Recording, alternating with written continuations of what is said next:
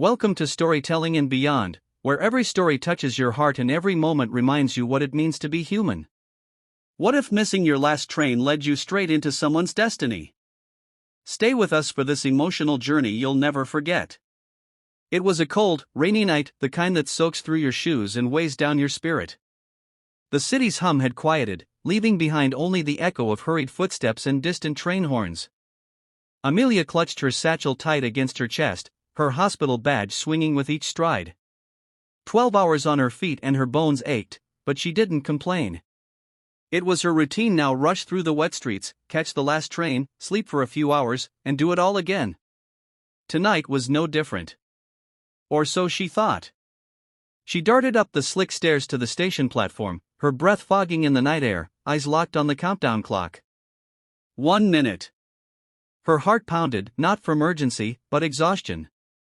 Then, as the train's headlights curved around the bend, ready to receive her, she heard it. A soft sound. Barely audible. A sniffle. She slowed.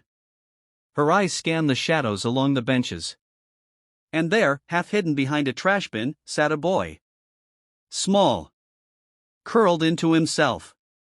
His hoodie was soaked through, and his tiny hands gripped the straps of a worn-out backpack.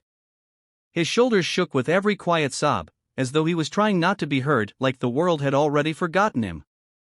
Amelia stopped in her tracks. The train screeched to a halt just a few feet away. The doors slid open. People pushed past her. But her eyes stayed fixed on that child. She stepped away from the platform's edge and slowly approached, kneeling down to meet his eye level. "Hey," she said gently, brushing a wet strand of hair from her face. "Are you okay, sweetheart?" The boy looked up, startled. Big brown eyes, filled with tears and fear, met hers. He didn't speak, just shook his head, his lips trembling. Amelia didn't ask herself what to do. She didn't check the time. She didn't glance back at the train now pulling away from the station. Instead, she removed her scarf and gently wrapped it around his small, shivering frame. "You're safe now," she whispered, her voice steady, kind. "I'm right here." And in that moment, amid the rain, the cold, and the hum of the disappearing train, Amelia made a silent promise: she would not walk away. Not tonight. Not from him. The station had gone quiet, save for the distant rumble of the train that had left her behind. Rain tapped gently on the metal roof above, a soft rhythm that somehow made the silence feel deeper. Amelia sat beside the boy on the cold bench, the corners of her scarf now wrapped snug around his shoulders. The warmth of her presence began to soften the fear in his eyes, but his hands still trembled in his lap. She didn't rush him. She just sat there, her posture calm, her heart wide open. "I'm Amelia," she said softly, offering the kind of smile that didn't demand anything in return. "Do you have a name?" There was a pause. A long one. Then, in a voice barely louder than the rain, he whispered, "Evan." "Evan," she repeated gently, like it was a sacred name. "That's a strong name." He glanced up at her for a second, surprised.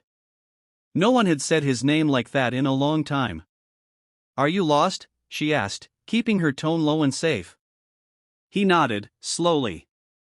"Do you remember where home is?" Another nod.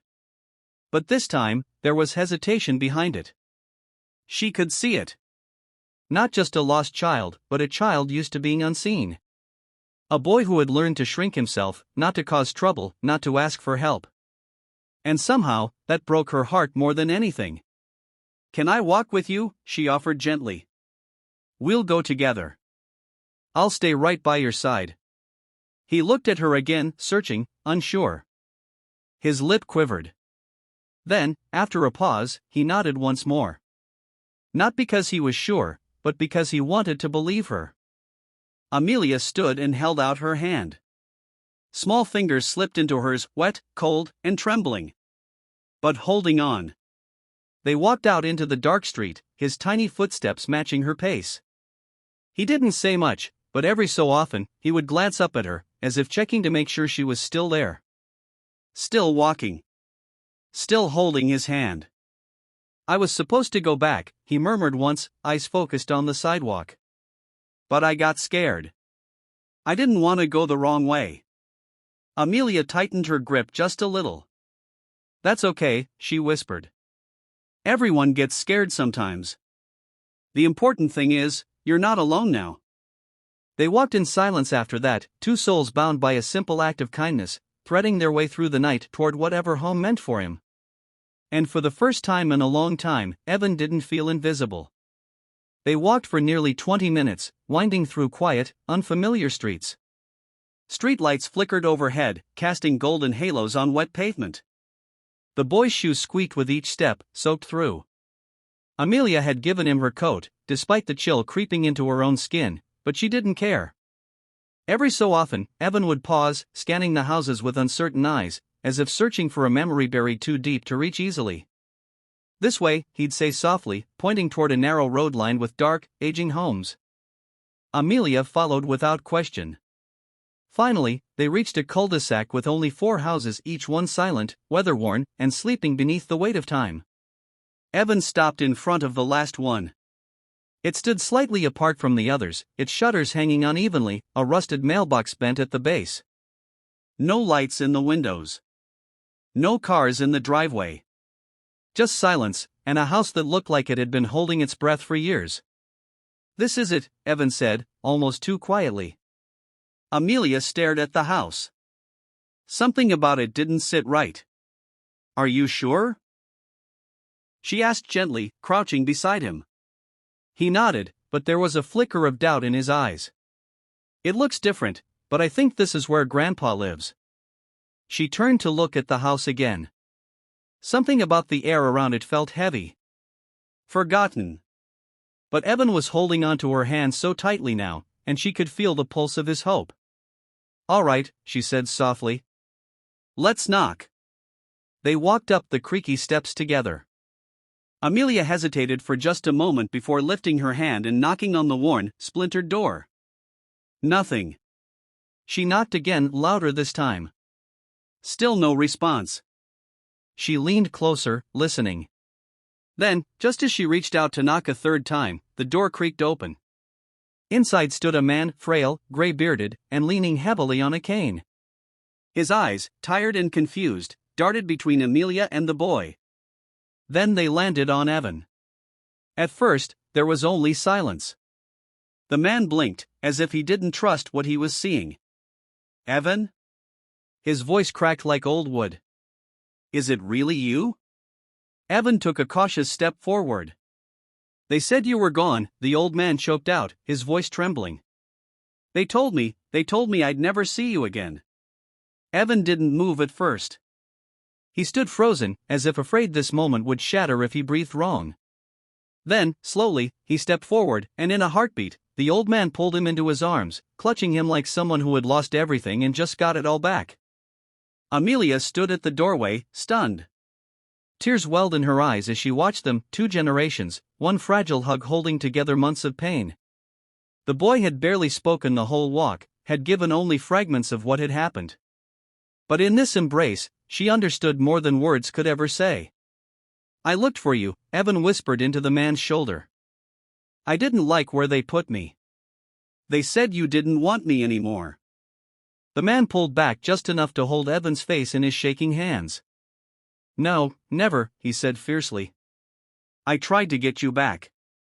I fought for you, but they said I was too old, too sick. I never stopped trying, Evan. Never." His voice cracked, and so did Amelia's heart. She stepped inside quietly, unsure if she was intruding or meant to be there.